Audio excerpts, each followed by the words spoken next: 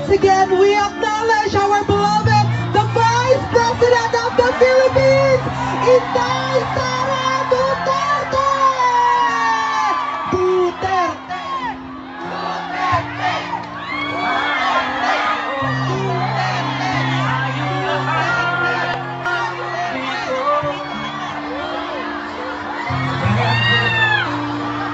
Para sa pagkabago.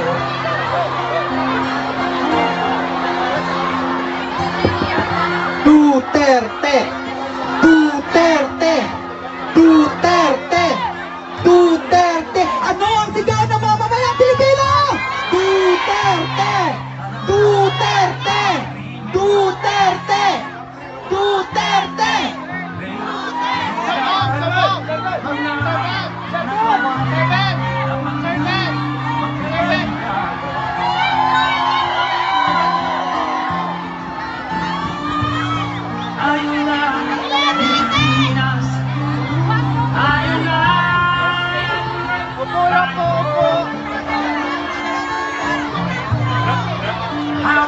Kamay tayo para sa pagkasenso.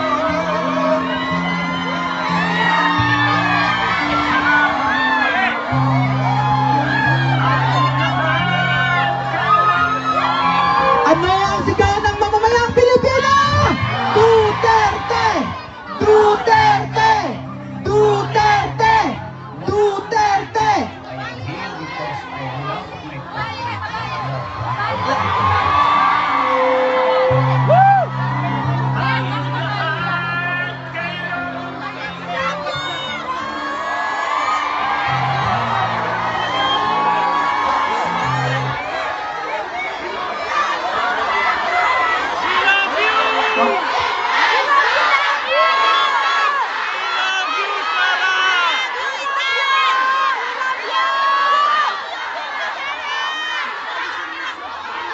Magandang hapon sa inyong lahat.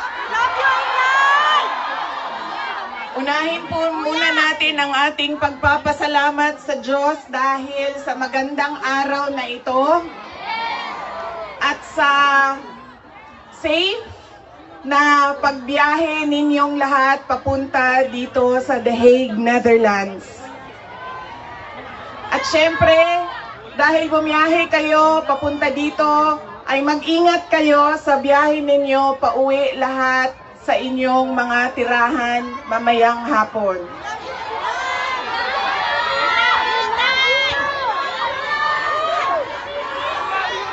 Susunod po ang pagpapasalamat ko sa Dutch Police sa kanilang pagtulong sa atin na mabuo yung programa ngayong hapon na ito at sa pagpahintulot na tayo ay magkaroon ng rally para kay Pangulong Rodrigo Duterte. Maraming salamat po sa Dutch Police and of course sa local government ng The Hague at sa Foreign Ministry ng the Netherlands. Maraming salamat sa kanila.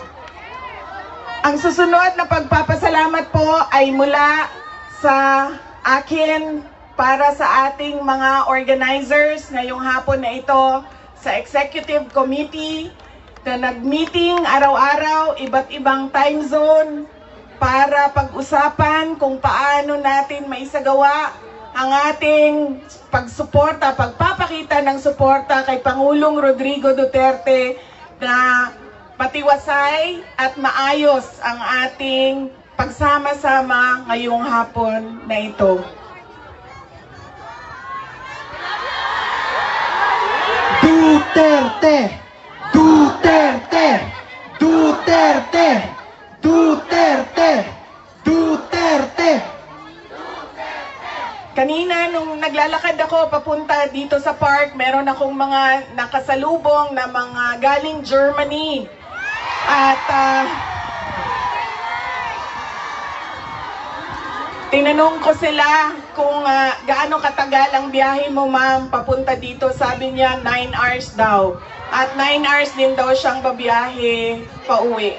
So ganyan ang pinapakita ninyo na pagsuporta kay Pangulong Duterte at pagmamahal sa ating bayan. Maraming salamat sa inyong lahat. Alam ko, lahat kayo may hanap buhay, may kailangan asikasuhin, may mga personal na pinagdadaanan, merong kailangan na paglalaban na gawin sa mga damit ninyo, paglilinis ng bahay, pagbayad ng utang,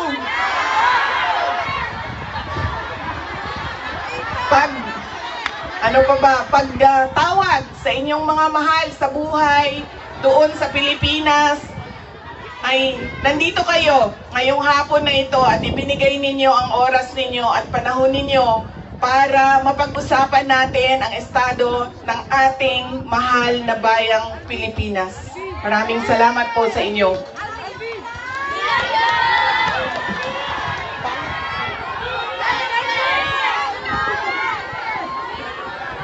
Naikwento ko na ito noon, pero mas mahalaga yung kwento ngayon dahil napag-usapan namin siya ni Pangulong Duterte doon sa loob ng detention center ng ICC. Noong ako ay bata pa, lagi sinasabi ng hindi niya yung generation ng tatay ko, 1940s, 1950s, 1960s, hindi sila yung mga magulang na tulad ngayon sa atin na ini-explain natin sa ating mga anak kung bakit natin ginagawa ang mga bagay-bagay. Lagi dapat may explanation. Sa kanilang henerasyon ay diretso ka lang pagsasabihan or pagalitan. Ganun yung generation nila. Nung ako ay lumalaki, lagi niya sinasabi sa akin, hindi ka tao sa paningin ko kung hindi ka doktor o abogado. Lagi niya yang paulit-ulit habang ako ay lumalaki. Lagi niya yan sinasabi, pag hindi ka natapos ng pag-aaral mo, magiging abo ka dyan sa gilid ng daan. You always emphasize that you mean nothing to the world if you do not finish your education. That was his, that is my greatest gratitude to my father. The emphasis he gave in education. Wala namang problema sa akin yun nung ako ay lumalaki dahil gusto ko din naman talaga maging doktor. Kaya on that point, pareho kami ng, hindi ako yung pinipilit ng mga magulang na magdoktor ka kahit ayaw. So walang naging problema sa amin doon. Pero nung hindi man naging successful yung aking pagpasok sa medisina, ay lumipat ako sa pagiging abogado dahil binigyan din naman ako ng option ng aking tatay na pwede ang abogado. Yun lang ang katanggap-tanggap sa kanya, maging abogado o maging doktor. Noong nakapag-usap kami, noong isang araw, sabi niya sa akin, naging forceful ba ako? Mapilit ba ako sa pagsabi ko sa iyo na maging abogado ka? Sabi ko, oo. Sinasabihan mo ako, pinapagalitan mo ako. Lagi. Kinento ko sa kanya na isang beses, bihira akong umiyak. Pero isang beses, dahil nalaman ko na hindi ako makakatuloy sa 4th year law school dahil meron akong isang bagsak na subject. Wala akong ibang masabihan nung sakit na nararamdaman ko. Kasi pakiramdam ko, yung tatay ko lang din, makakaintindi sa akin dahil dumaan din siya ng law school. So tinawagan ko siya. Hindi ako makapagsalita. Iyak lang ako ng iyak. Humahagulgul ako sa iyak na sinasabi lang niya, hello, hello, hello, nasaan ka? Nasaan ka? Yun lang ang sinasabi niya, nakidnap ka ba? Nakidnap ka? Tapos iyak lang ako ng iyak. Tapos, dalawa lang ang tanong niya na paulit-ulit. Nakidnap ka ba o buntis ka ba? At that point na paulit-ulit na niyang tinatanong kung buntis ba ako, sabi ko na sa kanya, pa, hindi naman siguro umiiyak ang babaeng buntis. Siguro happy. Happy siya, no? Na buntis siya. Sabi ko, nahihirapan ako sa isang subject ko and pakiramdam ko, sasabit ako dito. Tapos ang sagot lang niya sa akin ay, sabi niya, yun lang pala eh, bakit mo ko tinatawagan, mag-aral ka na. Ganon. Ganon ka tigas yung kanyang paninindigan, paniniwala at pagpipilit na ipursige ko ang aking edukasyon. Wala nang, wag ka na umiyak, mag-aral ka, magbadali lang yan, lumabas ka muna, magkape ka, wala. Sinabi lang niya sa akin, yun lang pala. Ibaba mo na yung telepono at bumalik ka na sa pag-aaral mo. Kaya noong ako ay naging abogado, yun din yon ang sinasabi ng kaibigan ng tatay ko sa akin na nakita niya ang tatay ko, sobrang saya. Yung araw na yon na nalaman niya na naging abogado ako, yun yung sobrang saya niya. At sinabi sa akin ng kaibigan ng tatay ko, sabi niya, hindi mo maiintindihan kaming mga tatay, na kaming mga abogado, pag nagkaroon kami ng anak na abogado. Ganun, iba yung saya namin kapag nakikita namin na meron na kaming anak na abogado. Sabi niya sa akin doon, sabi niya, pinilit ba kita? Sabi ko, hindi lang pilit. Sinigawan mo ako at pinaiyak mo ako ng madaming beses dahil sa edukasyon at sa pag-aaral. At sabi niya, di buti na lang dahil meron akong abogado ngayon na anak na inutos-utusan ko dyan. Kausapin niyang mga huwes dyan. At ngumiti siya. He smiled. And it seemed to me that it was a comfort to him that he had a daughter who is a lawyer. In fact, sabi niya,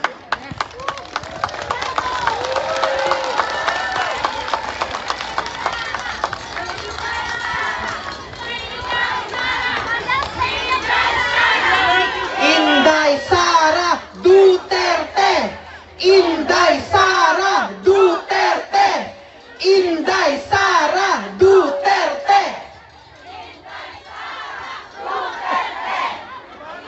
sabi niya, lagi, pag pumapasok ako doon at nagkakaroon kami ng oras na makapag-usap, sinasabi niya, kailan ka ba uwi ng Pilipinas?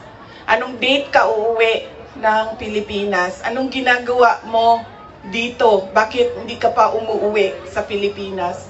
Sinasabi ko sa kanya, inaayos ko lang yung sistema dito at pagkatapos inaantay ko yung mga kapatid ko na pumunta dito. At sinabi niya, ito din, may patama din or diretso din, bullseye din sa edukasyon. Sabi niya, sabihan mo si Paulo na okay lang ako.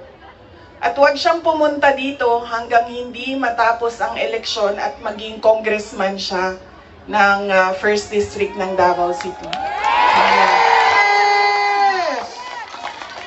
At sabi niya, sabihin mo kay Baste, hindi siya pwedeng pumunta dito hanggang hindi matapos at ma-elect siyang Vice Mayor ng Davao City. Ito ang pinakamatindi dahil pinagtatawanan namin siya sa group chat namin. Kaming magkakapatid 4, meron kaming group chat. Dahil ang sinabi niya kay Veronica, sabi niya, sabihin mo kay Kitty, hindi siya pwedeng bumisita dito hanggang hindi siya abogado.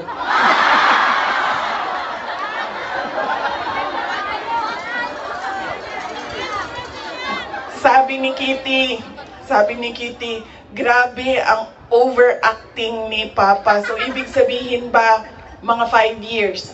She has 5 years until she becomes a lawyer. Na meron pa akong 5 taon na bago ako makabisita. Ganon siya kahit na nandun siya sa loob, ang kanyang iniisip, unang-una, yung mga kapatid ko na kailangan magtrabaho para sa syudad ng Davao, yung kapatid ko na kailangan mag-aral. Yun pa rin ang iniisip niya. At kapag tinanong mo siya, pa, ano ba ang kailangan mo dito sa loob? Ang sinasabi lang niya, alam mo yon, mga bagay na shaving cream, Coke Zero,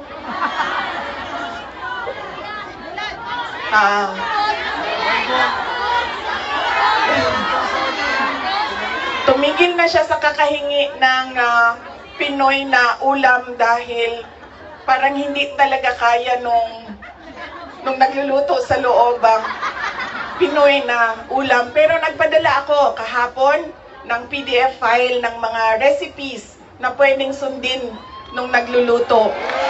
Yes! Duterte! Duterte! Duterte! Meron siyang, meron siyang hilig sa Coke Zero at yun lang yung hingi niya. May shopping list doon sa loob. At sabi niya doon sa gwardiya na isulat mo dyan, 2 case ng Coke Zero.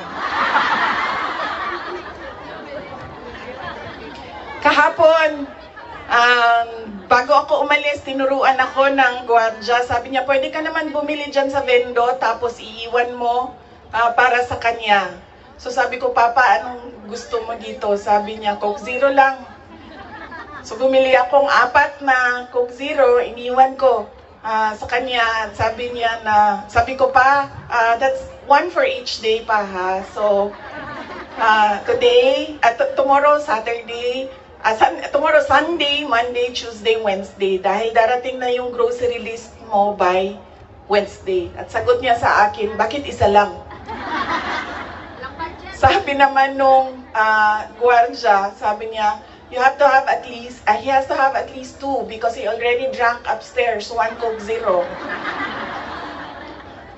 And then sabi ko, sige pa, sabi ko, babalik naman ako sa Lunes. Sabi ko, 2 bukas Sunday and 2 sa Monday, tapos i-replenish ko na lang yung Coke Zero mo. Sabi ko sa kanya, alam mo pa, sinasabi sa iyo ng doktor, maglakad ka daw. Huwag kang nakaupo lang sa kwarto mo. Tapos sabi ko, pwede ka naman, allowed kayo na lumabas dyan. Sabihan niyo lang ang gwardiya. Sabi niya, ayoko maglakad sa labas kasi baka didiretso ako sa gate at umalis sa lugar na ito.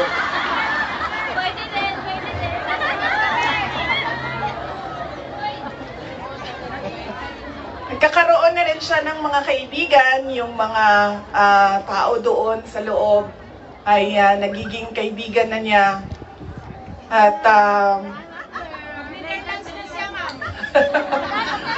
hindi ko lang alam, baka paglabas niya marunong na mag-Dutch. Pero karamihan nung kasama niya sa loob ay French speaking. So,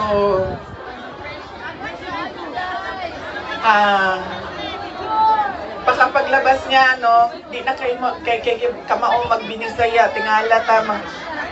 Bulog bukushay, avec quoi. Tingala na. Whatever that means. So, on that point, he is okay. Okay naman siya. Pero as a lawyer, kasi alam niya yung batas eh. Alam niya kung anong nangyayari. Kaya medyo persuasive siya. And lagi niyang inuulit-ulit kung ano yung kailangan gawin para sa kanyang kaso. At lagi siyang nagtatanong ng timelines dahil alam naman natin sa korte, ay medyo may kabagalan. Diba? Magsasagutan ang prosecution, ang defense, maraming mga papel na kailangan ipasok at antayin ang oras. Kaya siya din ay insistent sa mga timelines niya. Pero ang sinasabi niya lagi, alam niya na mali ang ginawa, and at to the very minute na tinulak siya paakyat ng eroplano, ilang beses niya sinabi na I want to be tried in a Filipino court before a Filipino judge and a Filipino prosecutor, because he knew that number one, wala talagang basihan yung kaso. 43 counts of murder ang sinasabi nila na thousands. Totoo yan, ma'am. Kaya minsan naisip ko, naging kaso lang ba ito dahil sinusulat sa media na thousands ang namatay? I do not even understand paano naging crimes against humanity ang 43 counts of murder na ngayon ay lumalabas. Hindi naman ata totoo lahat yung mga witnesses at yung mga complainants. But that is a thing for the courts and the lawyers to discuss inside. Ano bang pwede nating gawin? Ang pwede nating gawin ay i-demand na ipauwi or iuwi nila si Pangulong Duterte. Bring him home! Bring him home! Bring him home! Bring him home! Bring him home! Bring him home!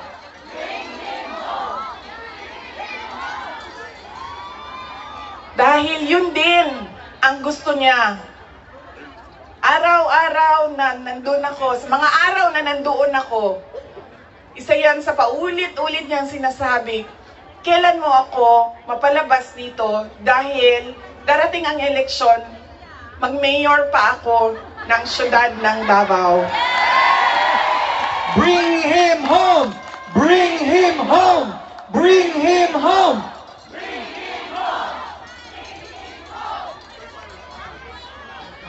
At yun ang gusto niya. Gusto niyang umuwi. Sinabi ko din sa kanya yon pa.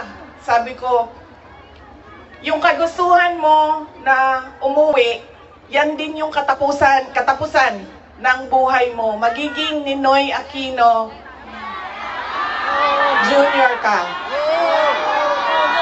At sinabi niya sa akin, sabi niya, kung ganyan ang kapalaran ko, then so be it. Basta lang mauwi ako sa Pilipinas. Kaya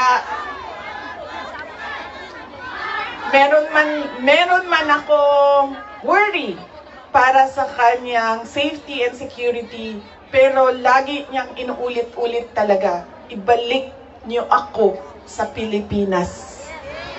Bring him home! Bring him home! Bring him home! Bring him home! Nagtatanong marami, ano bang pwede magawa? Huwag natin tigilan ang panawagan sa gobyerno natin sa Pilipinas at sa lahat ng gobyerno na nakikinig at dito sa ICC na ipaalam sa kanila na mali ang ginawa kay Pangulong Rodrigo Duterte. At paano ba itama yon? Ibalik nyo lang siya sa Pilipinas. Ituloy nyo lang yung kaso, walang problema. Ibalik nyo lang siya. Bring him home! Bring him home! Bring him home! Okay na mo sa init? Ako dili. Kaya nga no, sunburn ang katungaan niya, ang katunga dili. Okay lang.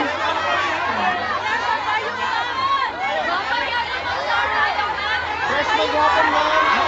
Hindi, okay lang, okay lang. Binuangan lang tamo. Naka-ready ang sunblock diri doble. Okay lang, sir. Kaya di nila makita na ako ang mata kung magkalok ka. Oh. Okay? Unsa pa ba'y, ano pa ang pwede nating gawin?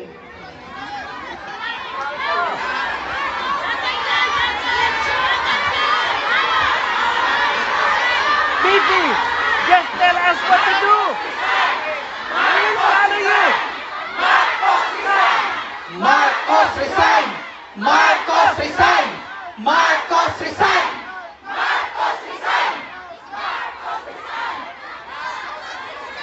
Kayo nagsabi niyan, hindi ako ha. Bukas, suspended na kayong lahat. Nakulong na kayong lahat sa sedition. At kayo, hindi na kayo makakauwi dahil kinulong na kayo dyan sa... Okay, okay. Sabi mo. Sabi mo, tatay.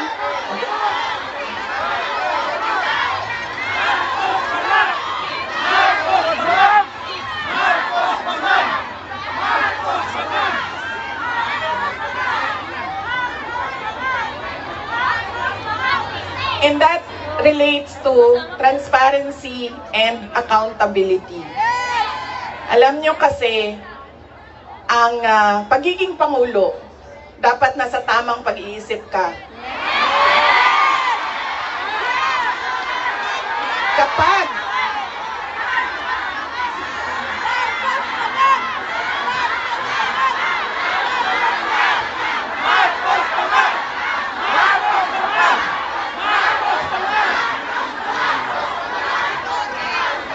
dahil nasa mga polisiya mo at desisyon mo ang kinabukasan ng kabataan at ng bansa.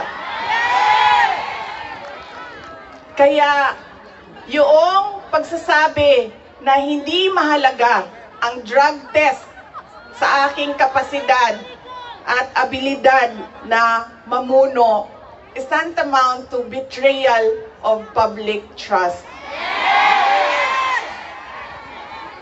Dahil kailangan malaman ng taong bayan na nasa ayos ang iyong decision making.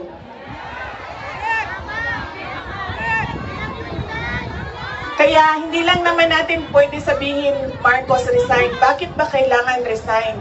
Dahil hindi mo pinapakita sa taong bayan na maayos kang mag-isip at kaya mo ang mamuno.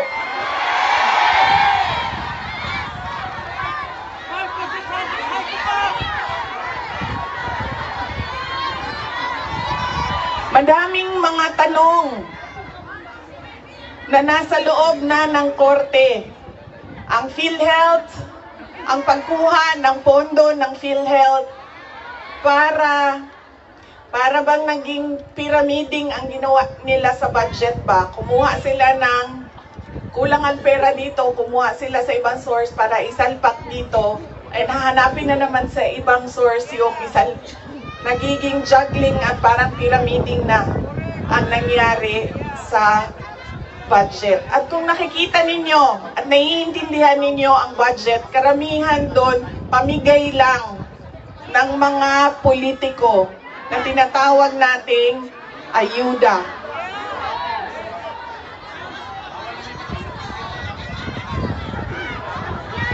Tumakbo kami sa plataforma ng unity at continuity. Continuity, kasali na doon ang big ticket projects o mga build projects ni Pangulong Duterte. Pero wala kayong nakikita ngayon na development projects. Dahil lahat yon ay nakatago sa mga proyekto na pamigay o nandoon lang sa bulsa ng kontraktor at ng politiko na gumawa kuno ng project. makikita ninyo na hindi handa ang Kongreso sa paggawa ng budget dahil may mga blanco doon sa enrolled bill na pinasa nila. Ibig sabihin, walang nag-iisip at hindi pinag-isipan paano ba natin gamitin ang pera ng gobyerno na makita natin na merong kapayapaan at kalambuan, kauswagan sa ating bayan. Noong ako ay tinanong noon bakit ako nag-resign sa Department of Education. Sabi ko, unang-una, personal yon. Meron kaming personal na hindi ko gusto na ginawa niya sa akin. Pangalawa, dahil sa loob ng Department of Education. Sinabi ko na itong noon, personal ko to na experience. Yung budget ng school building program ng Department of Education, pinaghati-hatian lang sa loob ng House of Representatives. Noong unang taon, nagawan ko ng paraan. Sabi ko, hindi pwede, sige, kung yan ang gusto ninyo, yan ang makapagpapasa ng budget.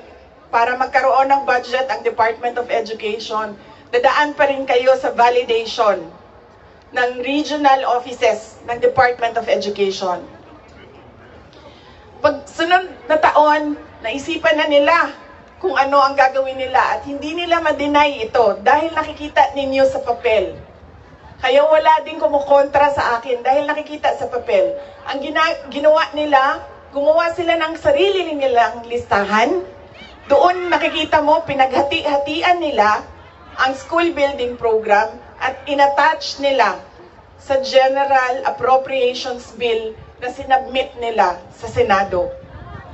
Sinabi namin sa mga senators, nakita nyo ba kung anong ginawa? Sabi nila, oo, nakita namin kung anong ginawa ng House of Representatives.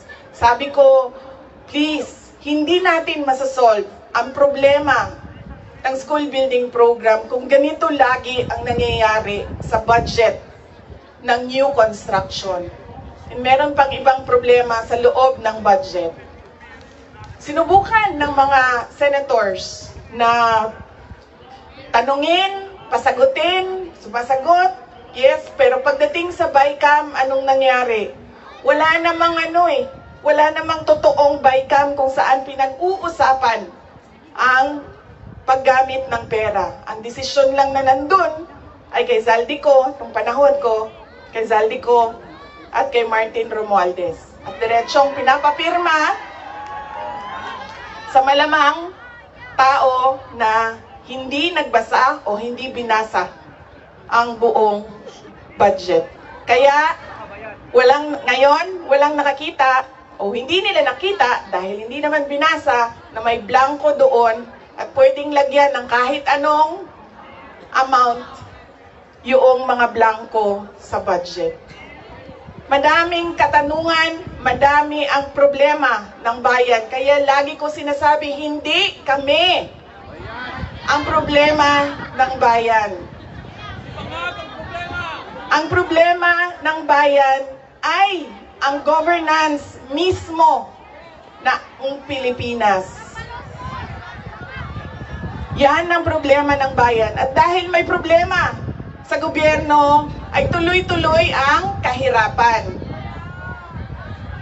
doon sa ating bayan. Nakikita nyo yan dahil dumadami ang nakikipagsapalaran sa ibang bansa. Dahil sa kawalan ng oportunidad doon sa ating bayan.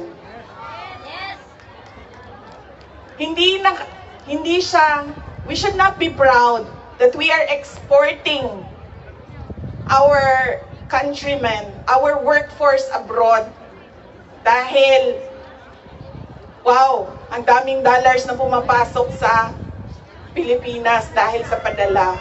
Hindi yan siya nakakatuwa.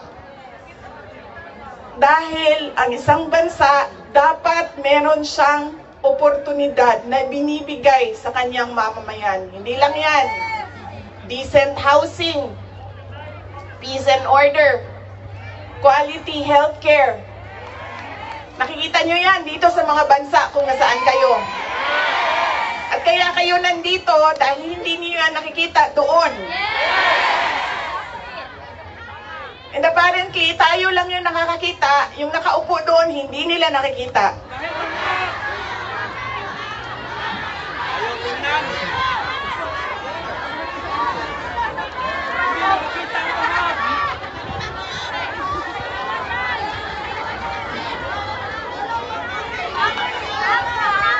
Alam nyo, madami sa mga kaibigan ko, galing ako sa middle class na family sa Davao City. So madami sa mga kaibigan ko doon, hindi naman, meron naman silang mga negosyo, meron naman silang pinagkakakitaan, may mga trabaho. Pero ilan na rin ang nagsabi sa akin, mga professionals ito, ilan na rin ang nagsabi sa akin, wala na rin talaga kaming nakikita, parang gusto na namin lumipat na lang sa ibang bansa para sa mga anak namin. Kaya sinasabi ko lagi yung nagsasabi sa akin, tumakbo ka sa 2028. I don't think we will have a country by 2028.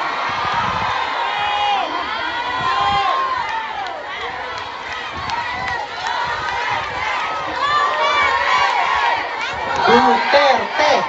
Duterte! Duterte!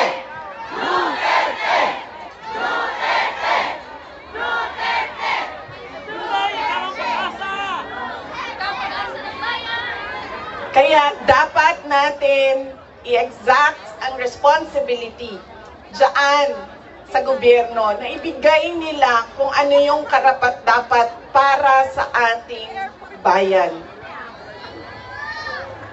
Dahil kung meron man ang okay sa kanila na pumunta sa ibang bayan, meron ding mga tulad namin na ayaw namin kahit anong mangyari umalis sa Pilipinas. Dahil gusto namin doon pagpamilya, doon palakihin ang aming mga anak. Kaya dapat meron tayong nakikita kung ano yung dapat para sa isang bayan. At alam nyo yon kasi nakikita nyo yan. Kasi nakaikot na kayo sa iba't ibang bansa.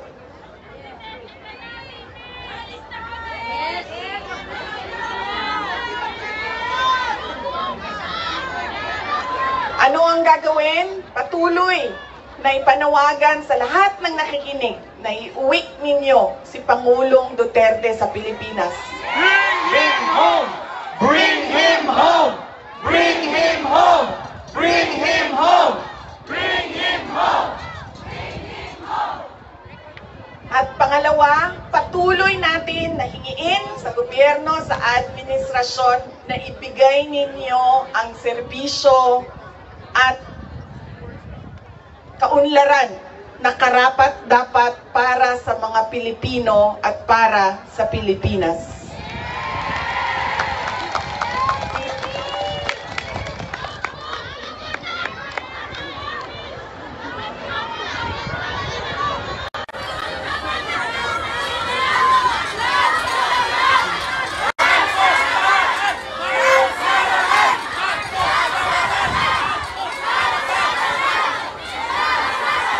Sa kagahi, sa ako ang bagtak din ni Ma'am, di naging ko karan.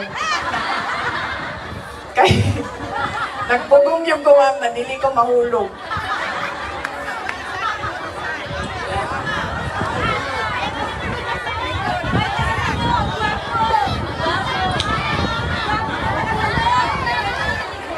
Yung akin pong mga pagpapasalamat.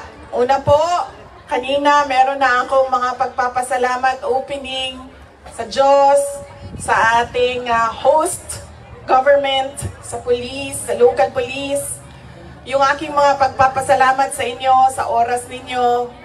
Ang aking mga pagpapasalamat sa inyong patuloy na suporta sa aking opisina, ang Office of the Vice President.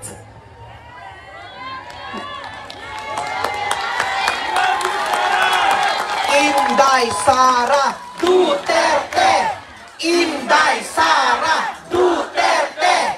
Inday Sara Duterte! Inday Sara Duterte!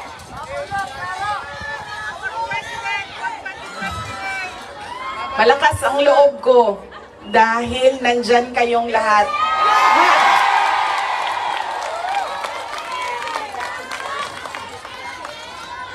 Kanina noong papasok ako dito, marami ang nagsabi, be strong, be courageous.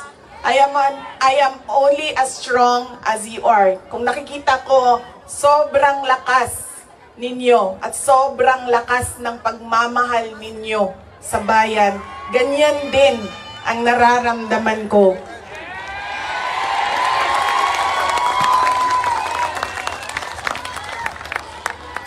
Ang pagpapasalamat ng aming pamilya, ang pamilya Duterte, dako kaayo mi og utang ang kabubuton kaninyong tanan. Sa higayon nga gihatag ninyo kanamo nga makaserbisyo sa atuang nasod.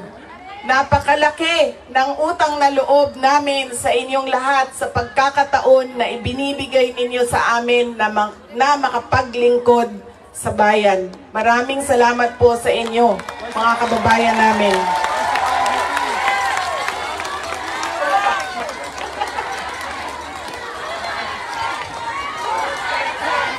Duterte! Duterte! Duterte! Duterte! Huwag ninyong kalimutan, ayaw ninyong kalimti ang kausa.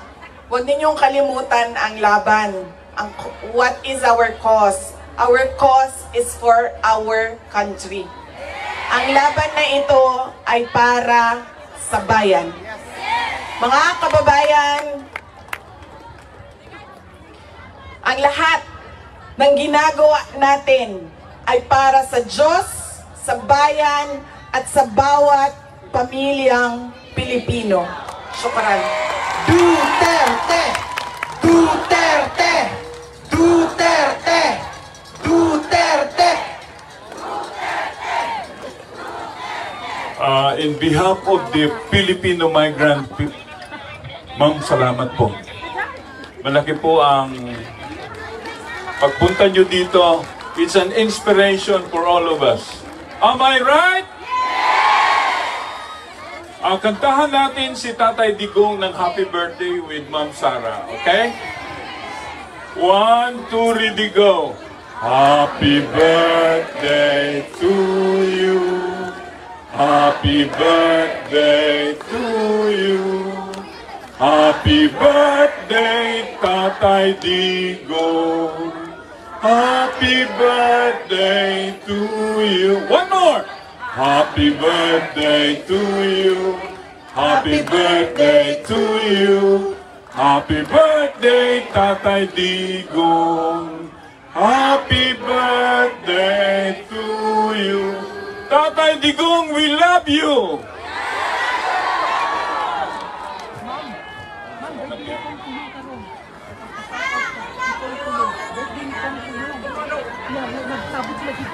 BP Sara, we love you!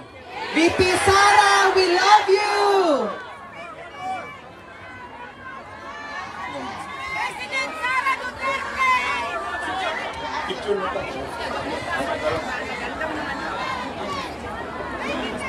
So, ready for picture taking.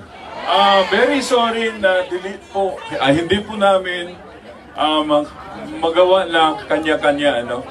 We will have our group picture taking for security reasons. Okay.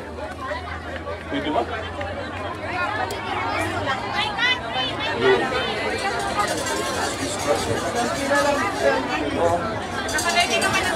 Oh, sige. Sige.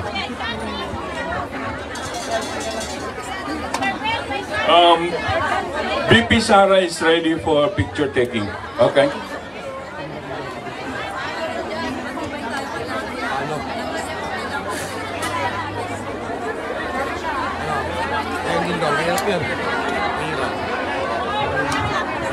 All right, we would like to announce to the public, we will have a selfie. If you have your banners with you, put it up.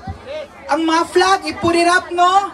We will take a picture here with VP Sara for the crowd shot. Kay itaas! Itaas ang mga flag! Kung wala kayong mga flag, raise your iron fist! Raise your iron fist!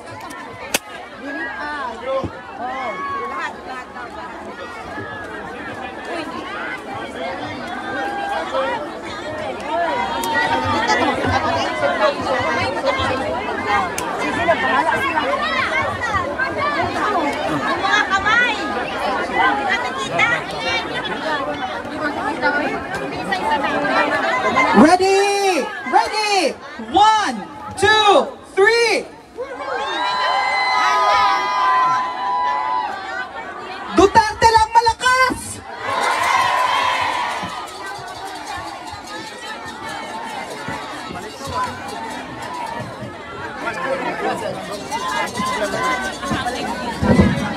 Security ready. Ready security.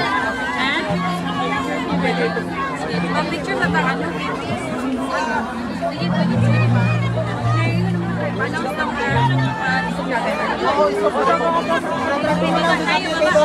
Yung ma'am, baba ka muna po, basta selfie. Yes po. Ano po? Usog.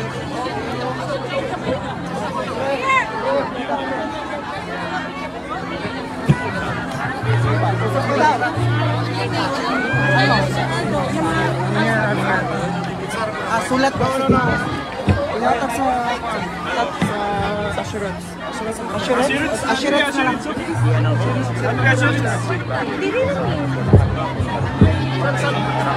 Ang mag-facilitate, Sir Jimmy, diba?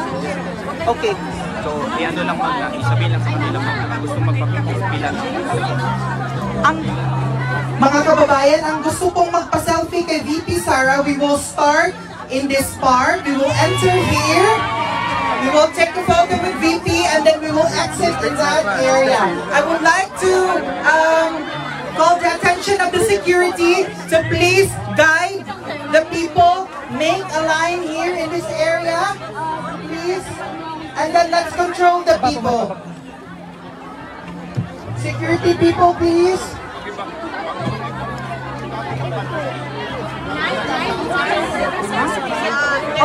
Correct.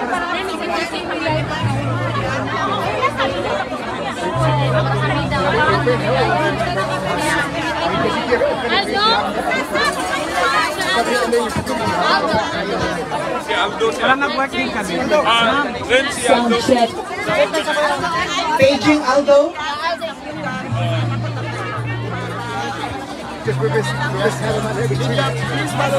Alright, Media, please follow Aldo, please. habang nagpipicture, magkakanta po ako ng salamat. Salamat po, Inday Sara! Sige ma'am, sabihin mo lang ako kung okay na yung pila.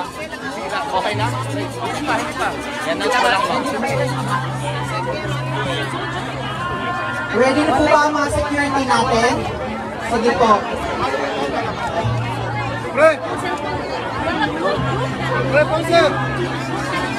Salamat po, Inday Sara!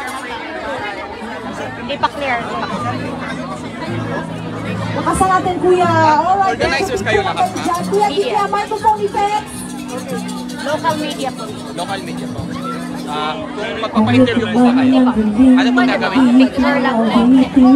Para makaalis tayo lahat dito ma'am. Nais kong malaman mo ay bahagi na ng buhay ko. At kung may huling sasabihin, Kuya, nais kong sambitin, nilagyan mo ng kulay ang mundo. Effects. Kasama kita lumuhay. Atras daw, atras. Alright! Dahil sa'yo ako'y may pag-asa. Sabay-sabay!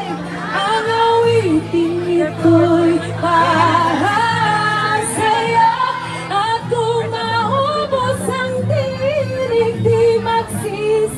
nagsisisi dahil iyong narinig mula sa labi ko. Salamat, salamat, yeah, yeah, yeah. Maraming salamat. Ikaw ay mahalaga sa akin. Ang awitin ko'y landing.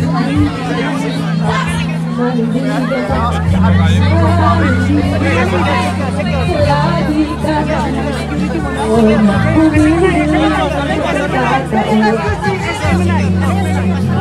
kung masabi ko sa'yo harapan.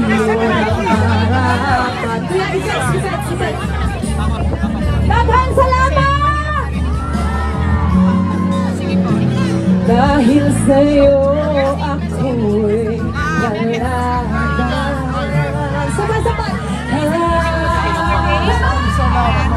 Awitin ko'y mahasaya at kumaubos ang tinig di magsisisi dahil iyong narinig mula sa labi ko.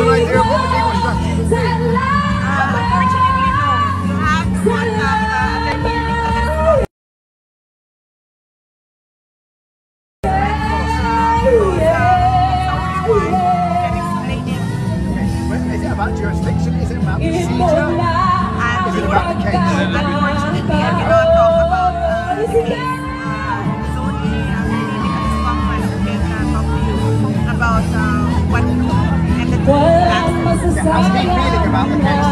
About your situation? I'm very confident about Thank you, everyone!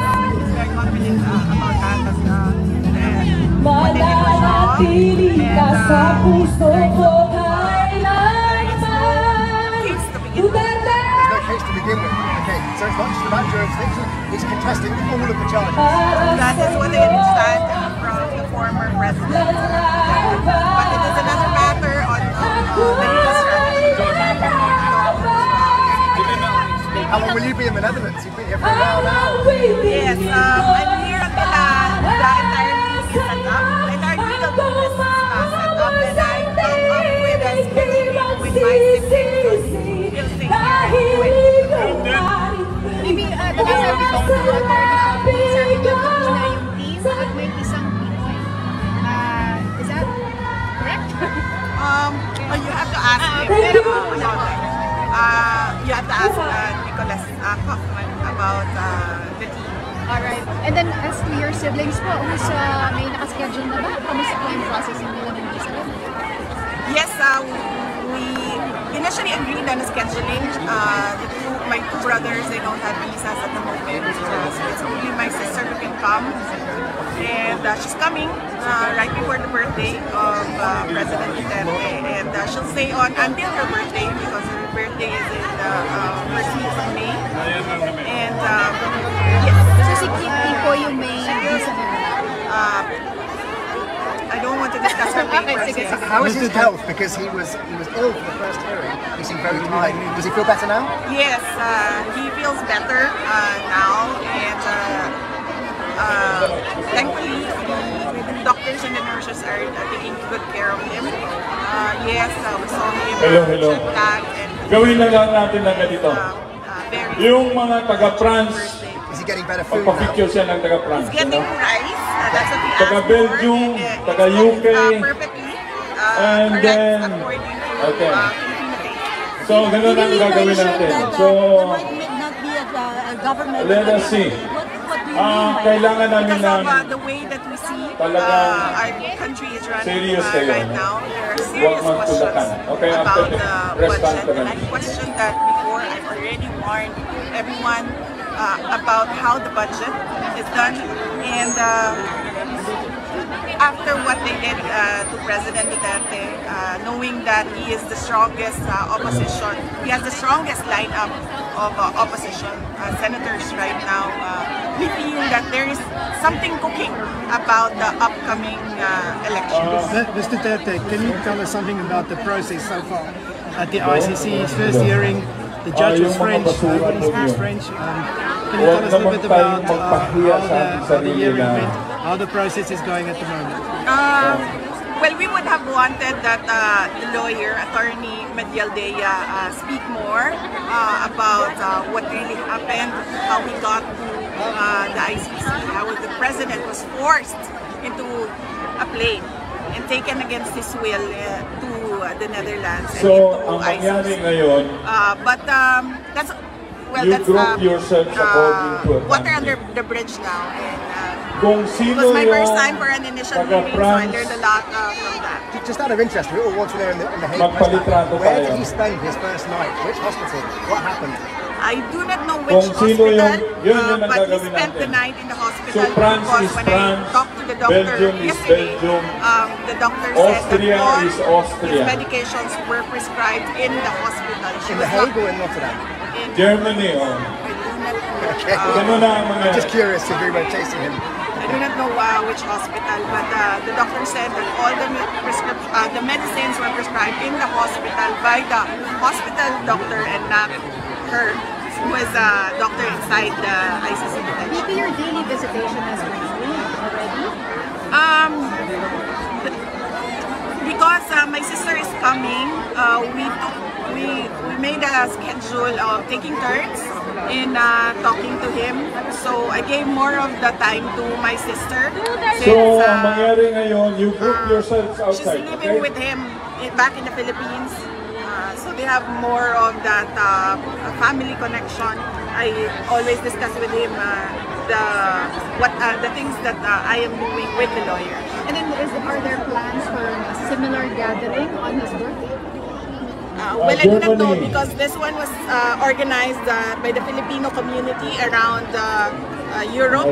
So I do not know what their plans are for the birthday of President Duterte. But let me just put it on record that I am truly grateful for the support of our kababayans, the Filipino communities here in Europe. And we really Ang appreciate mga them tao, traveling all of us here wants to several take a hours photo just with to our get Vice here, President. just to express To be their honest, that would anger, be very, their very support, and their unrealistic. love for So, their ang gagawin How do you natin feel? to Do you make feel angry? everything para meron tayong selfie There's no time together to be with angry VP. right now. VP will So I just go feel that behind I the just need fence to and set we up will use one the system telephone. We here will in the Hague publish so it that I and you can go grab back it home online. because Will I that be have an fine? impeachment case. Okay, very And good. Now, I have one more favor. I have an would want to call the attention of the volunteer security. Ask the people to move a little bit, please. So I just need A to little set bit. up the Let's system listen here so that we I can go go back home and forth. early. My case, Right. his case, my Please. work. Security Cut people, yourself short with please that, let the from people Chantel, step a little bit backward from the fence. Why did you do that? Because they're investigating me for security inciting to people, sedition. security And I do people, not please want ask any them to more move a little cases, bit backward. against me because that will limit my movement in attending to the President Duterte, attending to my work and my case. VP also said about certain irregularities in the budget. Are you going to pursue any legal actions regarding that? The representative from the district in Davao del Norte already filed a case in the Supreme Court and that contains all the allegations of anomalies and infirmities, constitutional infirmities of the budget. Okay? Thank you very much. Thank you for your time.